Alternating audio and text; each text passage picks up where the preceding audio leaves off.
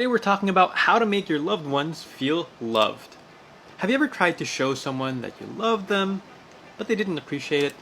Especially when you think that you tried your best, but they didn't seem satisfied.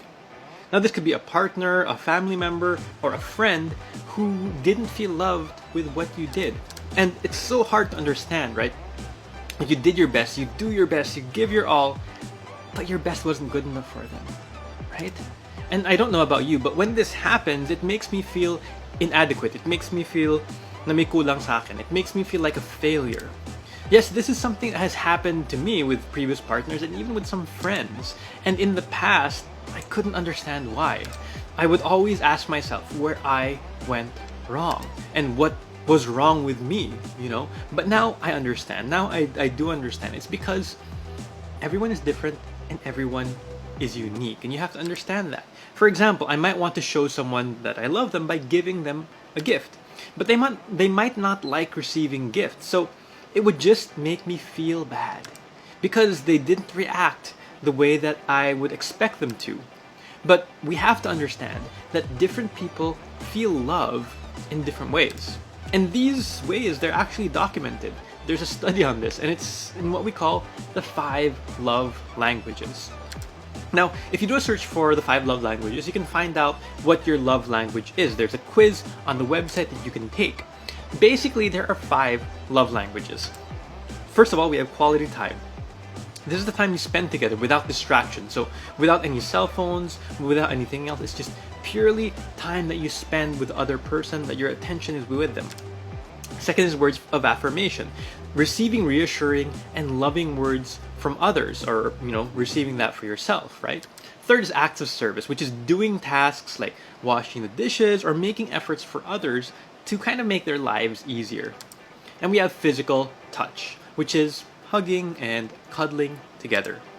And lastly, we have receiving gifts, which is, it doesn't need to be an expensive gift, but it's more of the thought that counts, that you got something for somebody or you received something from somebody. Now each person, they have a preference or a combination of preferences of all of the above 5 languages. For example, my test results would show in the 5 love languages test that my main love language is quality time, and that's what I really value the most. As you can see here, here's like a result. I have 40% quality time, 30% physical touch, 13% acts of service, 10% receiving gifts, and 7% words of affirmation.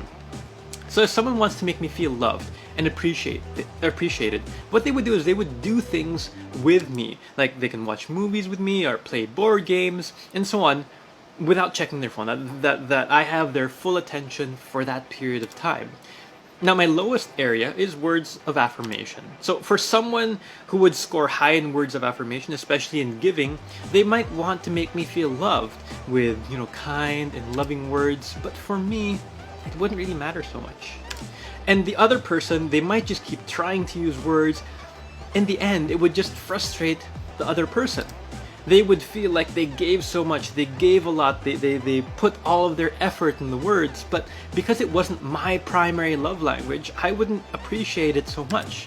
So what I want you to do is just be aware that there are these 5 different love languages, and when we deal with those that we love, and those that are special to us, our partners, our families, our friends, that we make them feel appreciated and loved. By showing them, if they take the test and you're aware of their love language, show them, try to target them, or try to find out what their love language is, and their primary and secondary love languages, so that you can make them feel valued and special and loved. Okay, so I want us to have this commitment, this commitment. Type it in the comments down below. I will understand my loved ones better to make them feel loved. Okay? Now, tomorrow, 10 o'clock in the morning, we have our episode 15, which is talking about finding purpose in work. And also, we have a free webinar coming up. It's called the 3 Pillars to a Happier and Healthier Life. Head over to jason.ph to register. If this message made an impact, I would really appreciate it if you liked this video, left a comment, and shared this on your wall.